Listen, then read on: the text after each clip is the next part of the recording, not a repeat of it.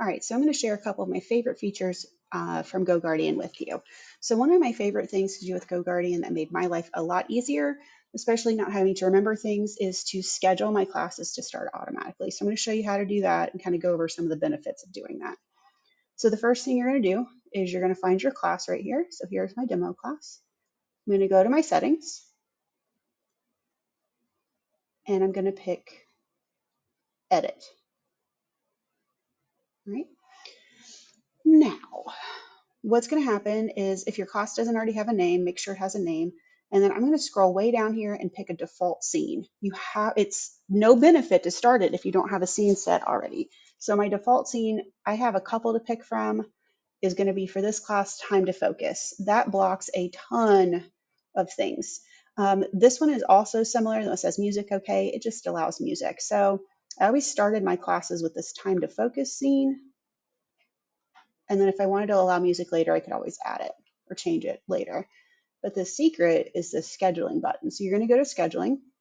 And I always ran my GoGuardian scenes from the time the bell rang to the next bell. So the whole second they walked in, it automatically clicked on. Didn't have to do anything. So all you're going to do, set your times over here, add it to your schedule. And now I have my schedule set for that class.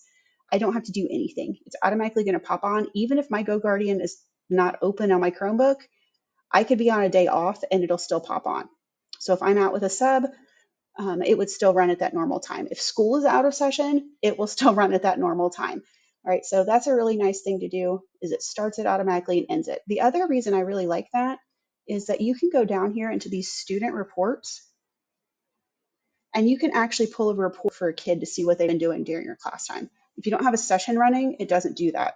So I can actually go in here, pull up whichever class, pull up a kid, set my date range, and it will show you a report of like, what has that kid been doing during your class on those days.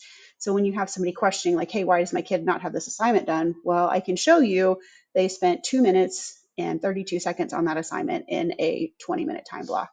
So you can kind of see that. So that's really nice. One of the other things I like doing is turning on the chat bubble.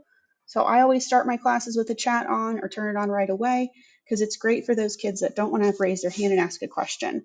Or sometimes you might have a kid that needs to be really quickly redirected. It's a really nice way to do it. If you have kids who are English language learners, they can use Google Translate and drop stuff in the chat that you guys can kind of chat back and forth using Google Translate. That's really helpful.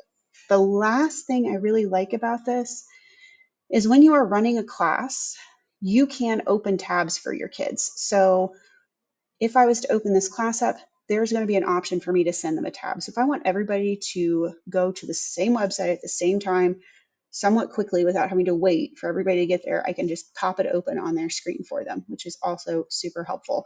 So hopefully that was helpful. I highly recommend scheduling your sessions so that they will run automatically with or without your input. I will also be sharing out my 2 GoGuardian scenes I built as well. Have a great day.